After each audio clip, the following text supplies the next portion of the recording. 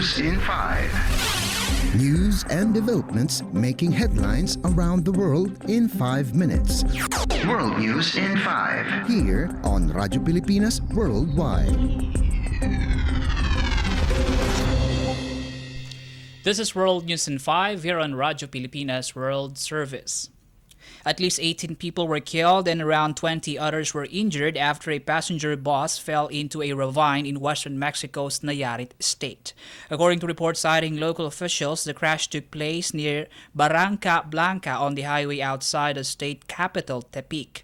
News agency Reuters citing Nayarit's Security and Civil Protection Secretary Jorge Benito Rodriguez reported that the bus went off the highway and fell into a 50-meter deep ravine. Nayarit state government in a statement said the bus driver was arrested, with authorities suspecting him of speeding around a bend in the road.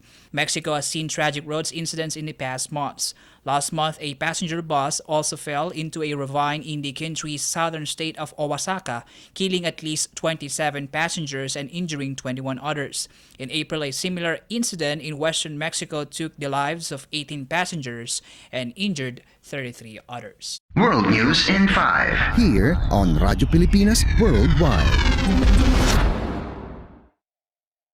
More news overseas, United States officials announced the arrest of 2 U.S. Navy personnel following their involvement in giving sensitive information to China. In a press briefing in San Diego, U.S. officials identified the two as Petty Officer Wen Heng Zhao and Sailor Jin Chao Wei that they said handed over sensitive national security materials to Beijing. According to the officials, Zhao is accused of sending his Chinese handler plans for U.S. military exercises in the Indo-Pacific region, electrical diagrams and blueprints for a U.S. radar system, and security details for the 2 U.S. naval facilities. Wei, on the other hand, is accused of disclosing information about U.S. warships, including technical manuals laying out the amphibious assault ship USS Essex weapons, power structure, and operations. Both the two were charged with conspiracy and bribe-taking. During the press conference, the U.S. officials condemned what they called China's espionage campaign. There's no immediate comment from China regarding the U.S. allegation. Relations between the two economic superpowers have been tense in the past years over a wide range of issues, including the trade of spying allegations. World News in 5. Here on Radyo Pilipinas Worldwide. Our Philippine Embassy News, the Philippine mission to the United Nations in collaboration with the missions of Belarus and the Dominican Republic, UN Office on Drugs and Crime or UNODC, and UN Women organized an event commemorating the 10th anniversary of the World Day Against Trafficking in Persons. Philippine Ambassador and Permanent Representative to the UN, Antonio Lagdameo, delivered the opening remarks, highlighting the importance of partnering with victims and survivors and their organizations and learning from their lived experiences to inform effective policy making and strengthen the implementation of the global plan of action to combat trafficking in persons. In his speech, Ambassador Lagdameo stressed the need to incorporate the perspectives and experiences of survivors in all efforts to prevent and combat trafficking in persons and aim to actively involve victims of trafficking in persons in designing, implementing, monitoring, and evaluating the anti-trafficking efforts.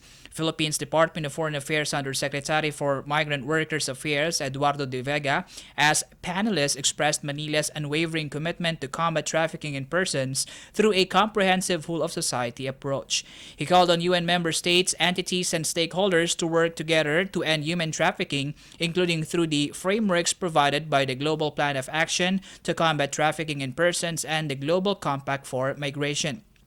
The executive director of UNODC, Ms. Gada Wali, also delivered a statement stressing the need to step up the efforts to reach every trafficking victim by strengthening detection, investigating cases, prosecuting the criminals involved, and proactively identifying, assisting, and supporting survivors of trafficking.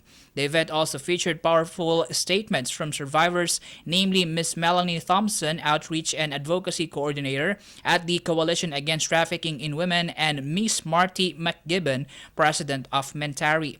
This year's commemoration, entitled Reach Every Victim, Leave No Behind, marks the 20th anniversary since the Palermo Protocol entered into force and a decade since the General Assembly resolution proclaimed July 30 as the World Day Against Trafficking in Persons.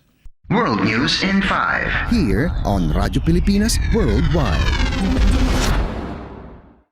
You just heard World News in 5 here on Radyo Pilipinas World Service. This is Peñano. Good day.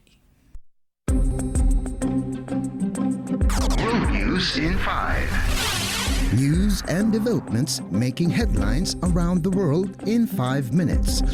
World News in 5. Here on Radyo Pilipinas Worldwide.